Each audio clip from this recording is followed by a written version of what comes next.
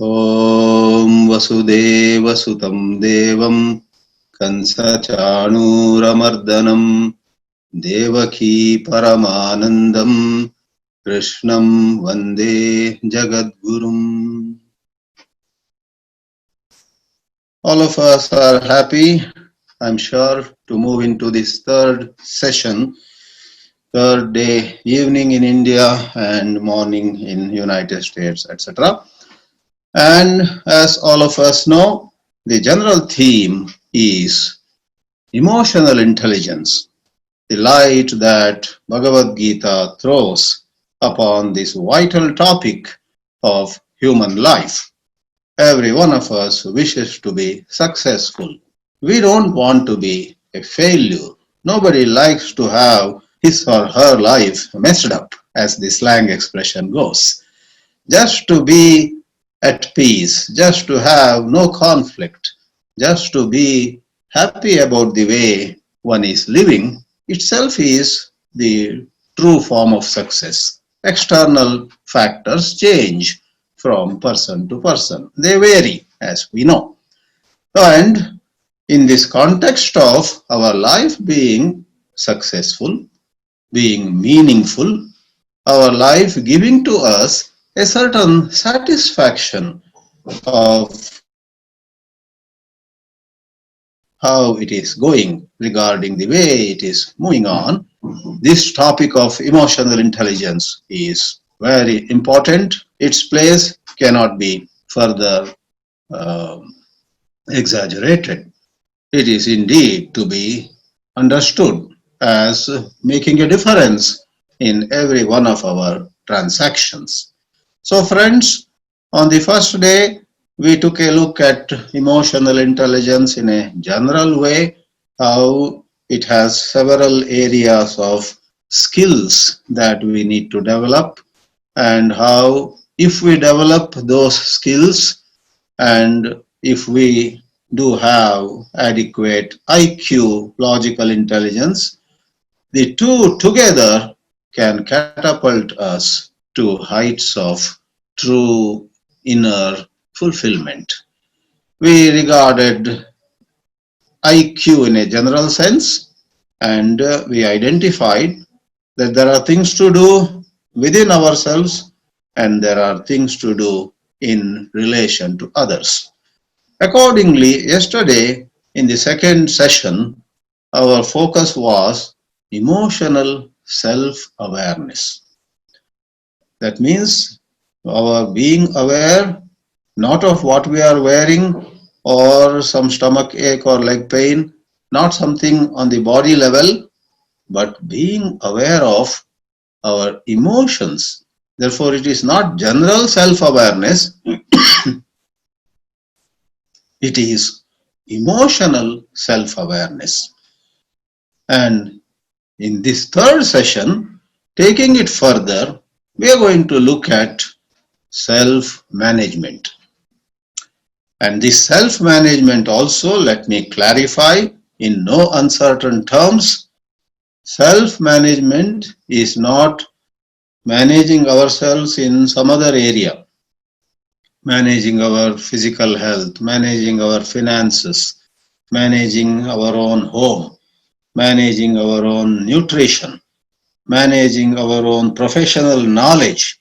There are 100 things when you use the word self. For every one of us, with regard to the way we live, is into many things. Self improvement. A scholar like me continuously has to improve many things, for example, even the Sanskrit language. So, if I use or if I study and enhance my Sanskrit knowledge so that I can comment and teach Gita and Upanishads better, that is also self management. Rather than neglecting or taking for granted, I know enough Sanskrit. If I put in a little time here and there and further fine tune, that is also self management. But we are not talking about that kind of self management where we improve various skills, which also matter, agreed.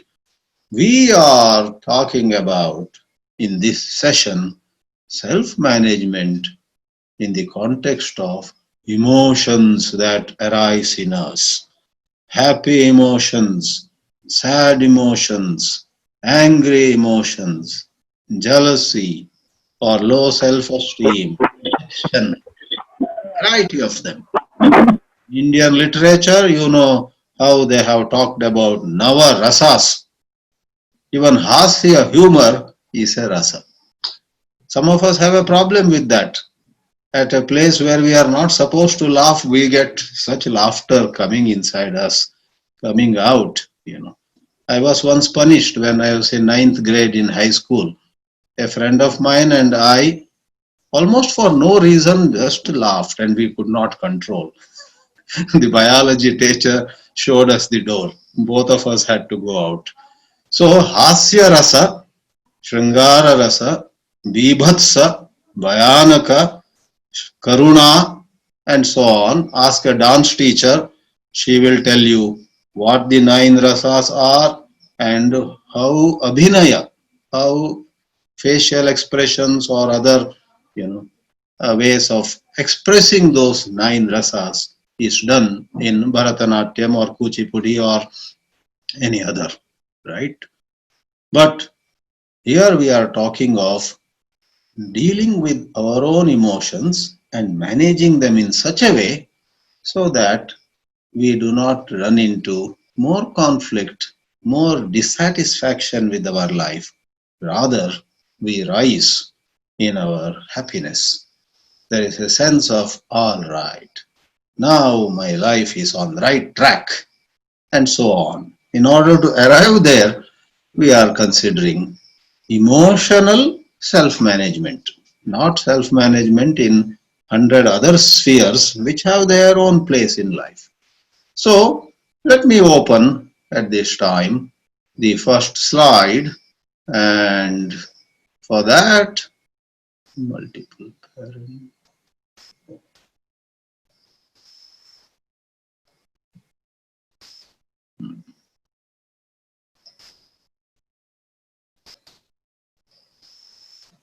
Oh yes.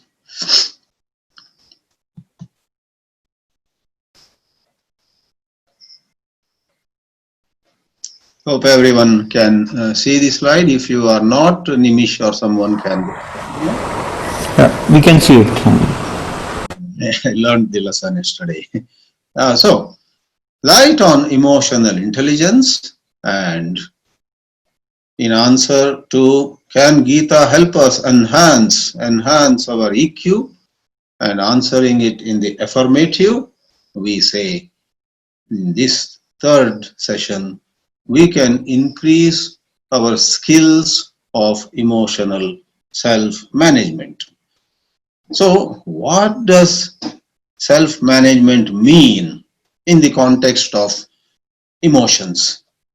Well, while self-awareness was about knowing what is happening inside us, this management is about acting, being aware of certain emotions and getting the right smell of them. Do you act? Or even though you see what it is, for some reason, do you not act? That is the $1,000,000 question. A number of people, because of some complexes, because of some baseless fears, because of just some habit, they just have a habit of looking left or right, not taking right action at the right time. As many of you have truly heard, have surely heard, justice delayed is justice denied, at least in a number of situations. Justice delayed on many occasions can amount to justice denied. So the question we are considering is, do you direct your behavior rightly upon noticing particular emotion? Suppose you find in yourself a tendency to gossip and you clearly see I'm feeling tempted to gossip now, talk ill of somebody, and I should not be doing it. But then, if we are not able to manage that impulse, that urge to gossip, if we are not able to put it down and say, I'm not going to make that mistake again. It's no business of mine to talk ill of A or B, X or Y, unprovoked, unasked. In fact, sometimes people don't ask us about somebody, but we feel the need. You know, I must tell you something about her. I must tell you something about him. You understand? So you recognize that urge and consider it. You know it is unhealthy. Are you able to direct your behavior rightly? In this example, avoid gossip. As the third line goes, can you put your momentary needs on hold? Generally, whether it is grabbing some food which is not healthy, or gossiping, or making a face at somebody, or praise somebody, to get some advantage, praise somebody just to be in his good books with some ulterior motives. When such urges arise in us, why do we actually do it? Because we keep in mind some momentary, gratification. If we grab that piece of food and put it in our mouth, for 2 minutes we feel so good. Wow, so tasty. I want to have one more piece, and so on. Likewise, we make some quick buck, or we talk ill of somebody, and it gives some kind of peculiar pleasure to us. I told everybody what kind of man he is, and so on. But then face the music, face the consequences later. The word will go to that person that you were talking about him in this fashion, and consequences can be very unpleasant. So, momentary urges, momentary needs, are we able to put on hold? And what does it mean? By putting those momentary needs on hold, can we pursue larger, more important goals? So please see, being aware of emotions was definitely a necessary stage, but not sufficient. There was action required. And all through Bhagavad Gita, it is not a book of just philosophy. It's not just a description of how some wise man behaves and all that. It is actually a call for right action. No wonder Mahatma Gandhi or Bal Gangadhar Tilak and others took Bhagavad Gita as primarily focusing on right action, selfless action, seva-oriented action. So Gita Rahasya or Anasakti Yoga of Tilak or Gandhi highlighted Karma Yoga. Adi Shankara, of course, being a visionary of extraordinary height and avatar Purusha, put things in perspective. He says Karma Yoga, of course, is a great teaching, but then Bhagavad Gita primarily is to give to us moksha. It's a moksha shastra. It gives to us all the four purusharthas, especially the ultimate one. So Adi Shankara would regard Gita as giving to us Atma Jnana, Brahma Jnana, and as a stepping stone to it, Adi Shankara does admit there is advice on Karma Yoga. In this slide, I am quoting just a phrase from the Sthita Prajna Lakshanas of Bhagavad Gita in chapter 2. Just before concluding, Sri Krishna says, Vihaya kaman yas sarvan puman charati nispraha. I underline the word charati. Being nispraha, being free of desire, Gita doesn't say keep away from activities. You can afford to neglect your duty and so on. No way. Charati, Puman, Charati. Charati means acts.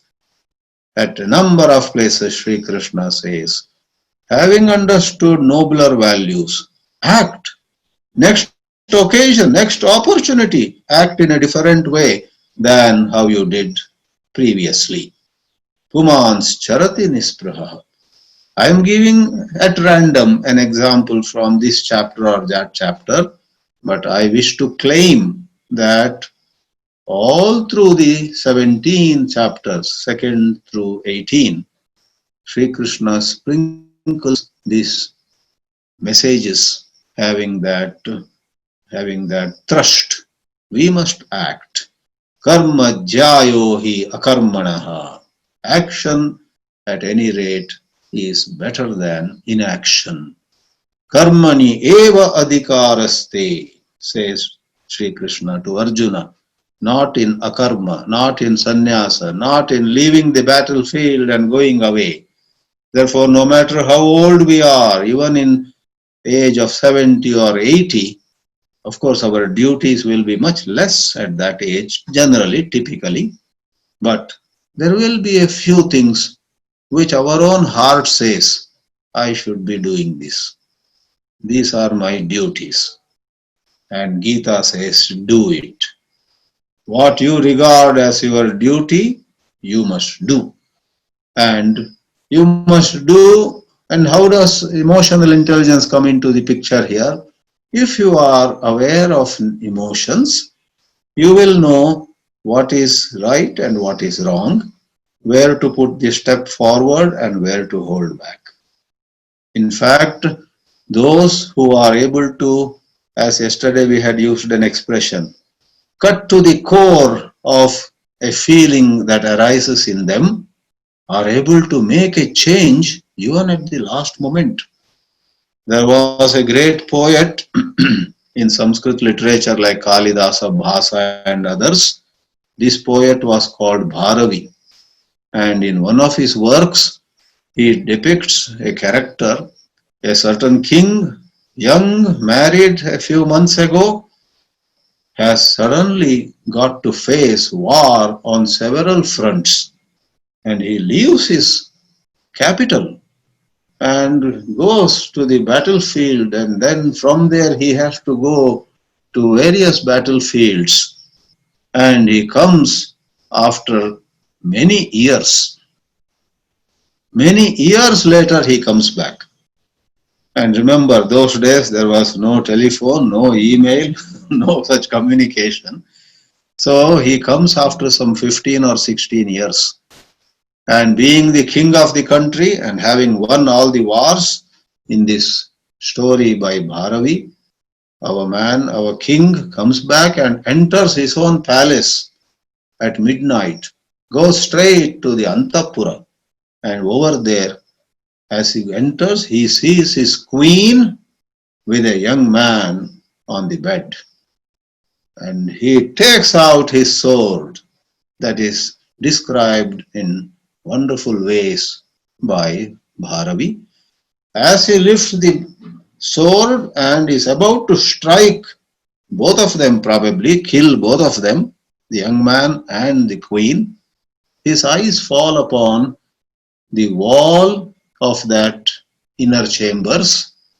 And long ago, 18, 20 years ago, the king himself had appreciated a certain shloka, a certain stanza by some poet. He had liked it so much, he got it written on the wall. And today, with the sword up in the air, his eyes fall on that line. And that line, the first line of that shloka is very famous. Sanskrit scholars quote it on so many occasions. Sahasa vidadhita nakriyam avivekaha paramapadam padam. Sahasa means in haste. Don't do anything in haste. When you do something in haste, there is aviveka, there is inability to distinguish right and wrong. Don't do anything, therefore, in haste. So, looking at that, thanks to greater emotional self-awareness, he in an instant is able to see that here my amygdala is getting, to use a medical term, it's getting very active. It's saying, strike, kill these people. But I better get it processed by the buddhi. Manaha is active, emotional mind, but the thinking intellect has to be given a chance. So without bringing the sword down, he yells at them, rise, get up, who is this man? And the queen, as you would expect, the queen gets up and says, oh, how wonderful, my husband has come. And says to that young fellow, my son, your father has come. So that was his own son. Just think of it. If he had yielded to that emotion, Mahaduranta, great tragedy would have taken place. Number one, he became aware of the violence in that emotion. Number two, he was able to change the direction of his behavior. When, what was that, in the name of that police officer, Chauvin in Minneapolis, heard, I can't breathe, from from that person, black man, George Floyd. If that I can't breathe had triggered in him a certain sense of, I'm getting too violent. Why am I so persistent? Why am I so bent upon holding him down under my knees? I better relax. If he had changed his direction, with some damage probably, our Floyd would have survived. But then, in the shoes of police officer Chauvin, you and I find ourselves also on occasions. We just lose our head. So friends, what does self-management in the emotional context mean? The moment you go from awareness to management, it is about being able to change the direction of your action upon smelling something foul, upon seeing that, hey, this is not the right thing to do. So it's as simple as that. That is how years ago, I think in the mid-90s, a certain professor in Chicago had written this book, The Road Less Traveled. Think of two roads, and everybody is going in road A, but there is another road, road B, very few people are going. Lord Yama called that road less traveled the road of Shreyas. 90 out of 100 take the road called Preyas, the road of pleasure, instant gratification. Khao, pivo, maujudao, as they say. But 10 out of 100, if not less, go for the road less traveled.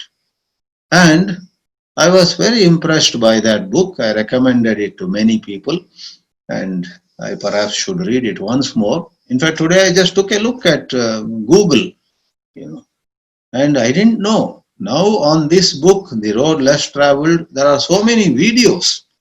People have generated animated videos on the central teachings of Scott Peck's book, The Road Less Traveled. And one of the very important teachings that Scott Peck says over there is, we need not deny sense gratification, or for that matter, emotional gratification. We need not deny. We don't have to become ascetics of Himalayas. We don't have to live like M.K. Gandhi. We can live a good life, wear good dress, move about in a good car, live in a nice house, and have enough bank balance if things work out well for you. Live a good life, but then you don't have to deny to yourself, many of the pleasures of the world. But if need be, there are occasions where you will have to delay it, not now. I will go for this movie on another day. I will take this ice cream another day. I will listen to this music or watch that video another day. I will check these WhatsApp messages after my work is over. I'm into some important work now. In this way, the golden word that Scott Peck uses is, can we learn to delay? Delay, not deny. And there is the old Subhashitam, Vidyarthi chet sukham tyajet.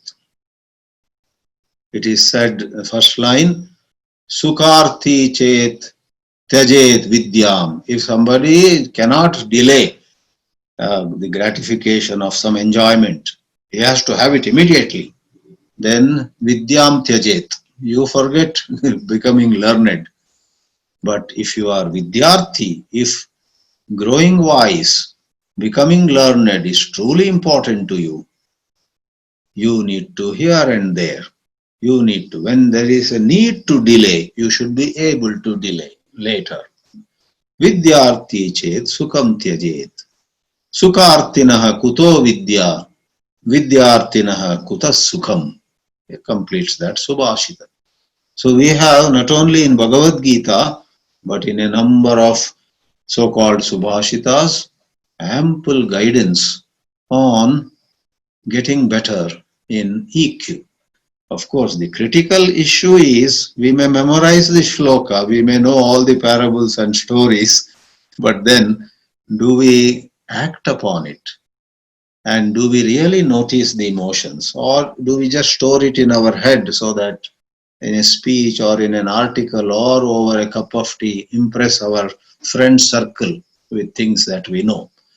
That is the crucial question. And generally, when life teaches us a few lessons, we graduate from merely knowing the stuff to acting upon that wise advice.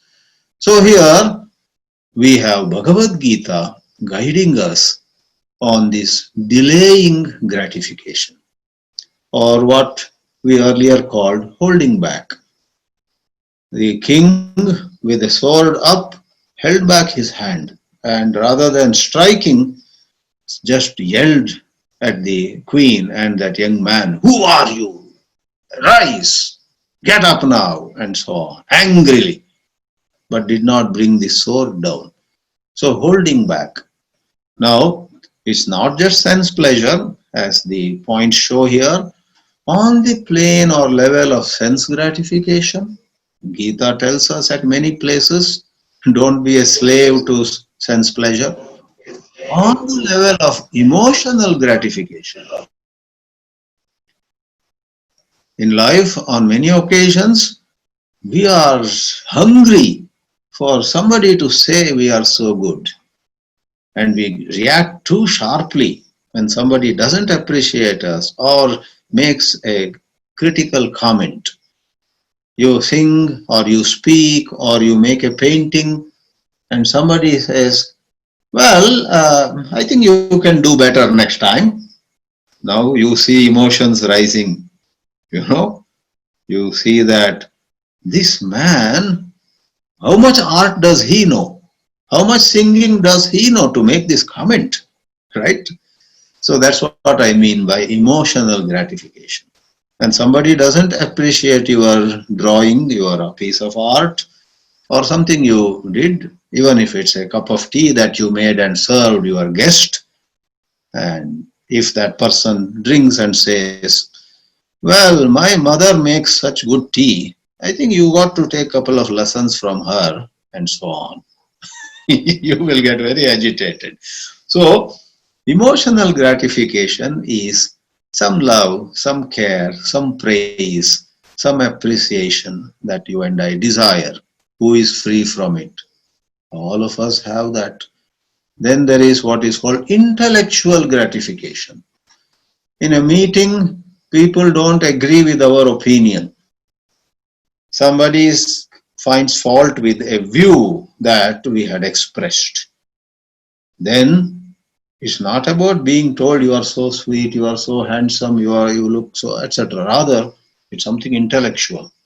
I gave an opinion on a certain matter and other people did not approve or agree or go with it.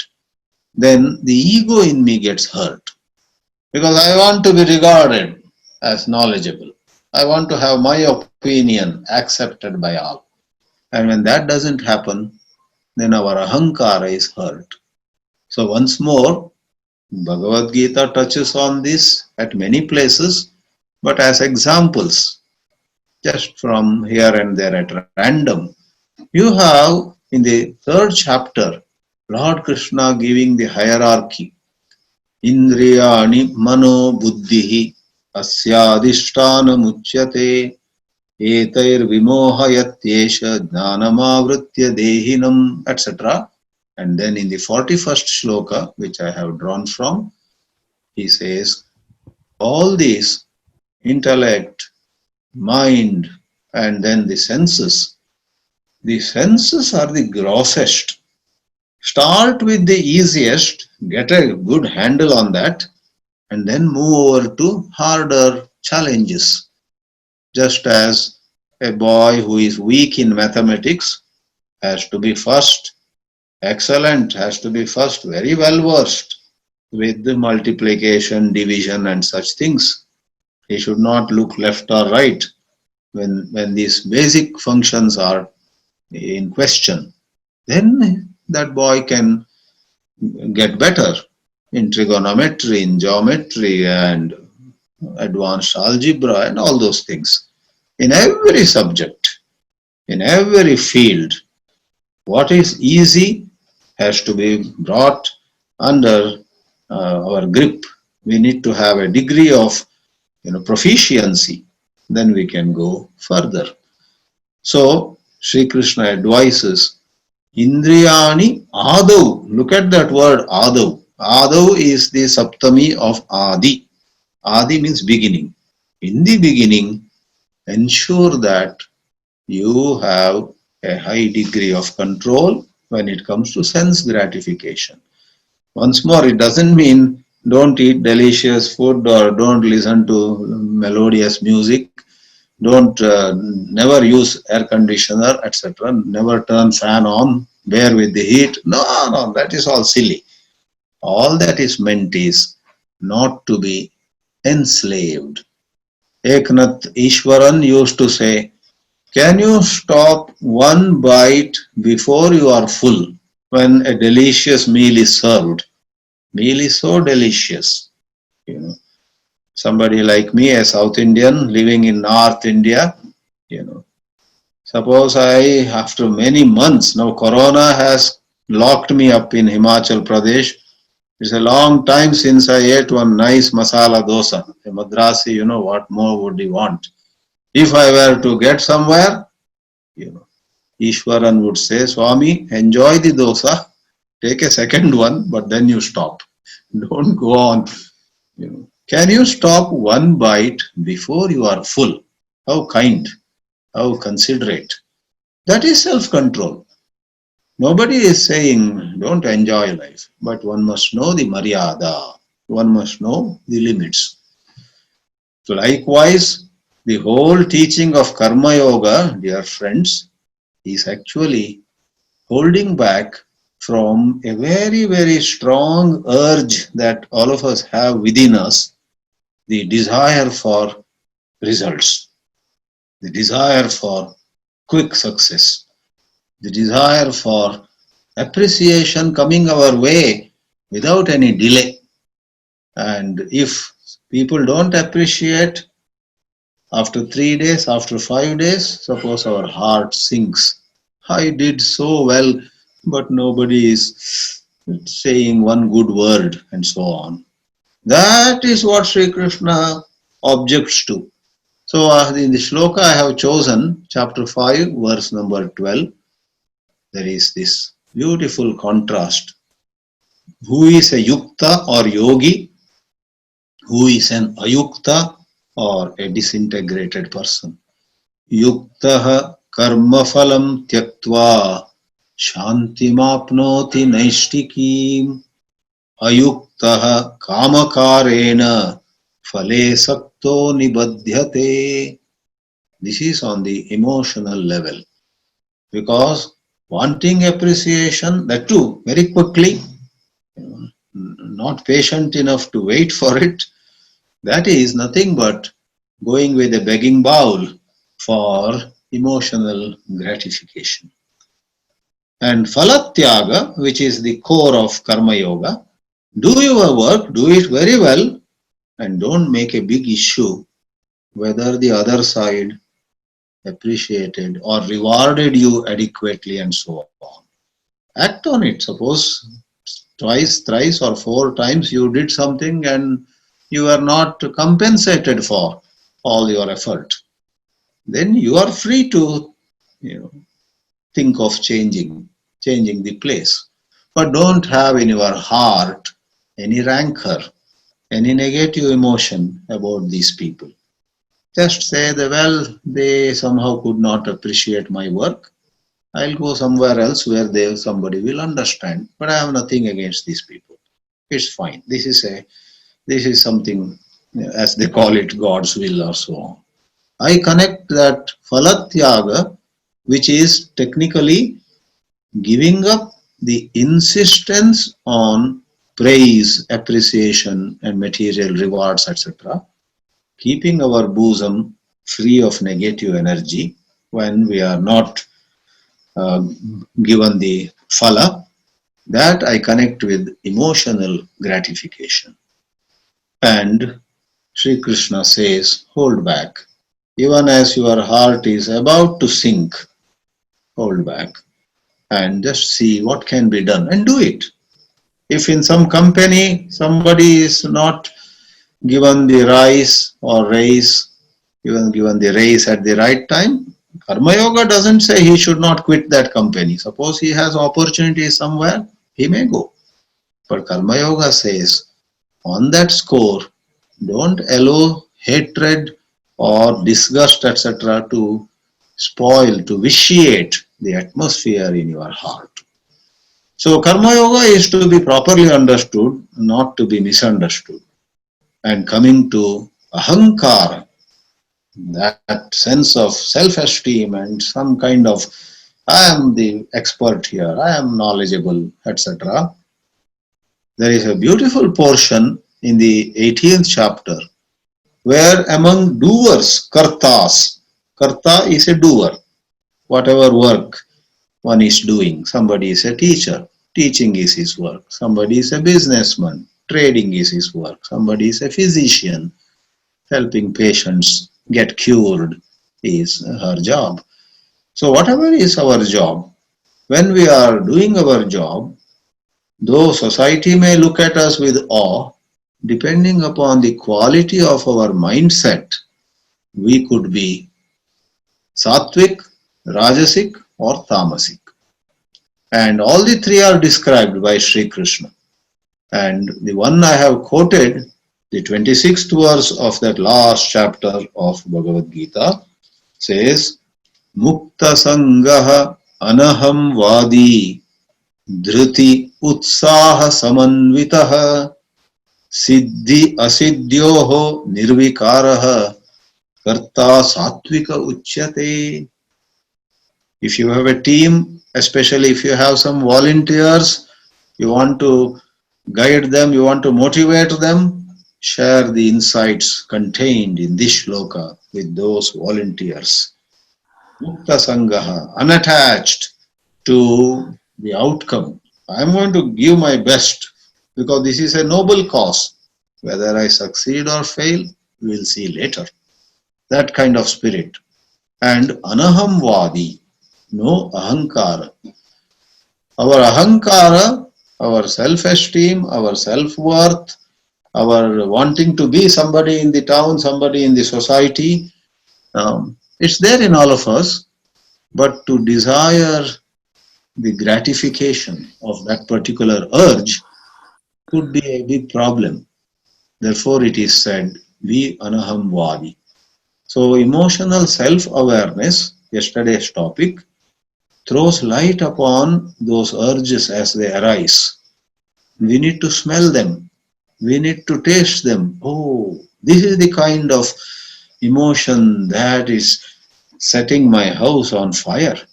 I'm so agitated from early morning today because of this desire to be recognized. Oh, why am I doing this? So one senses the emotion, then one guides oneself. Not easy, not at all easy. In fact, this desire for recognition is stronger than desire for good food or attraction to the opposite gender and desire for gold, wealth, etc. One of the strongest desires that we have is wanting to be recognized. Even those on the spiritual path want to be recognized by others to be truly spiritual. If family members say, "What spirituality? This fellow is a deceitful person. Just all show." Suppose it hurts you, then watch out.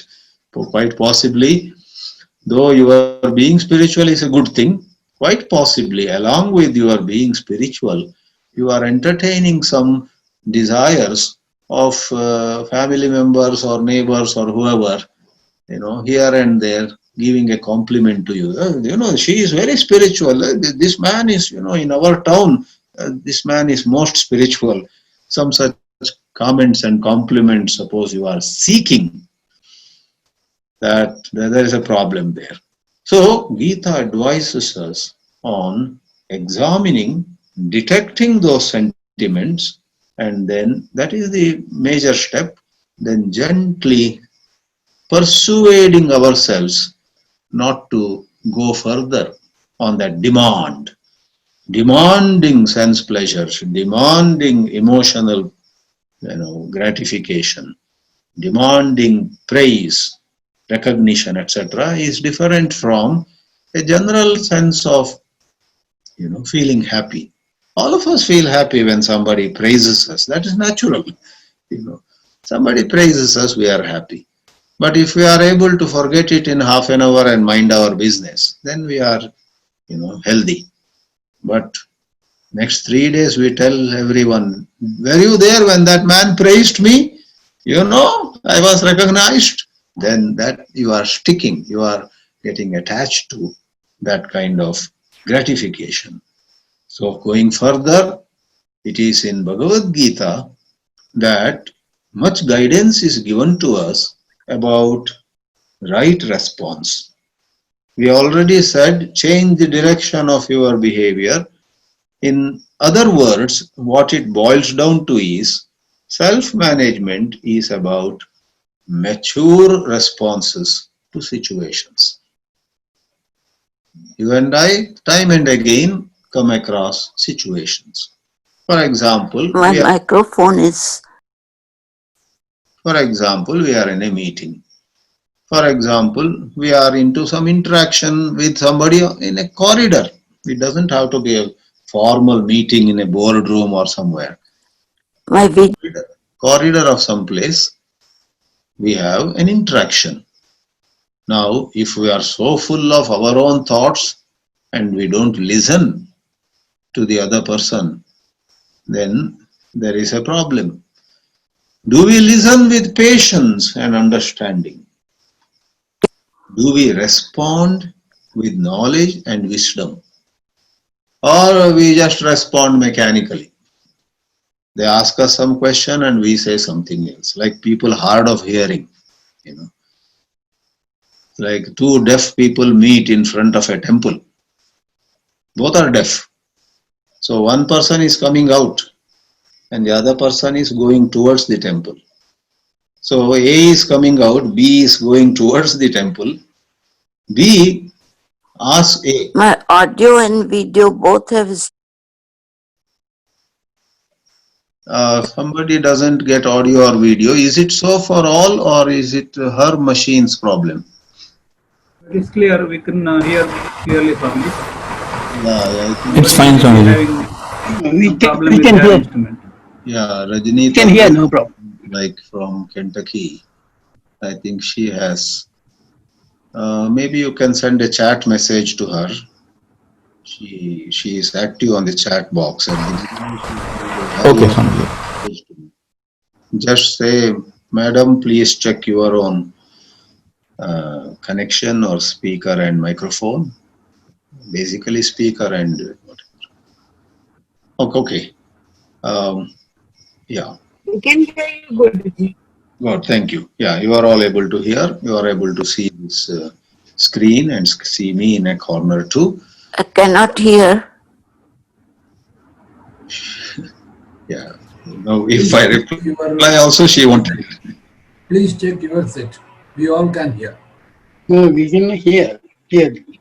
Send a message to her. We will send to her the video in a couple of days. Okay, Swamiji. Okay, I was telling, I think, yes, episode.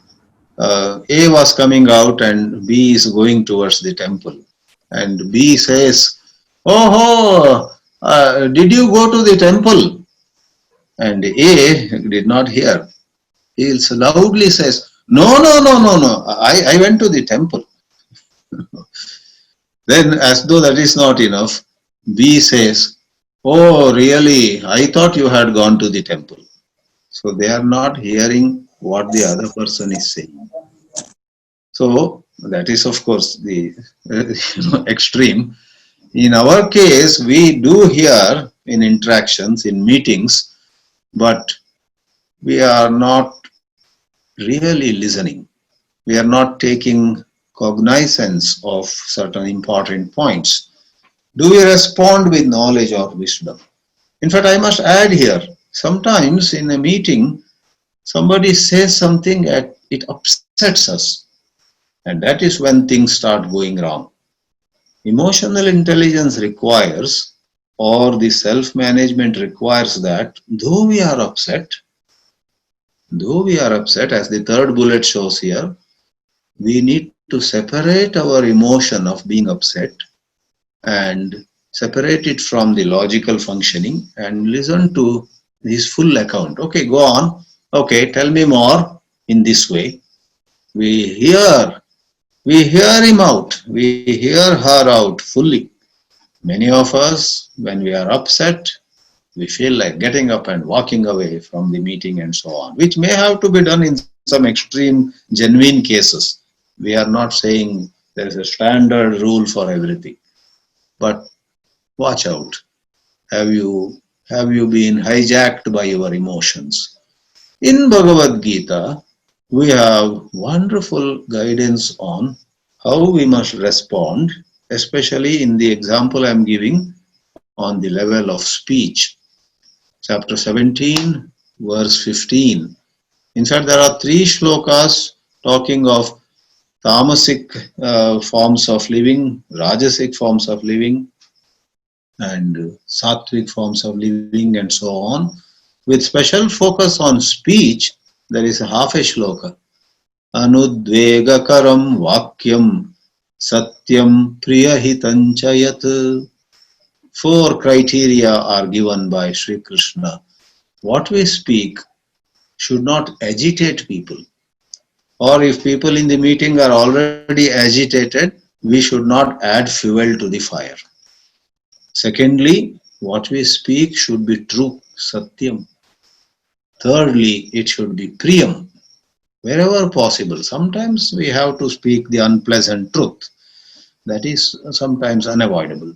But wherever possible, speak in a way that is not agitating, that is true, that is pleasing, that cheers up people, and that is truly beneficial. In this way, we are told to respond to situations in more mature ways. And you know, quickly I must tell you how there was a certain tortoise. There is a story of a tortoise who had some birds as friends in a lake, in a pond, and that pond was getting dried up, and the tortoise was miserable. But the birds said, 2 birds, we will carry you. This is a story from Panchatantra, right? We will carry you, and we have a special technique. We will carry a stick, and you hold the middle of the stick, and we will lift the stick. The 2 birds offer help. and we will take you to another pond where there is a lot of water. But mind you, in between you should not speak. And in that very humorous but tragic story, halfway through the flight, the tortoise looks down and there is a village, there are a lot of people, and the tortoise completely forgets. The tortoise opens its mouth and says, "Look at these people, what are they doing here?" And that is enough. The tortoise falls to its death. So do we suffer from some kind of inability to hold back, inability to restrain ourselves? If we do, we better train ourselves. We better watch out and change our ways in an integrated fashion. Everything cannot be done at that time. Study and the way we spend the first 1 or 2 hours in the day, in the morning, etc., factor into that. If we have begun with hurry, if we have begun with agitation, we have had a quarrel or fight at home before leaving for some work, then the chances are less that at that workplace we would come out with mature responses. So there are many factors that go into it.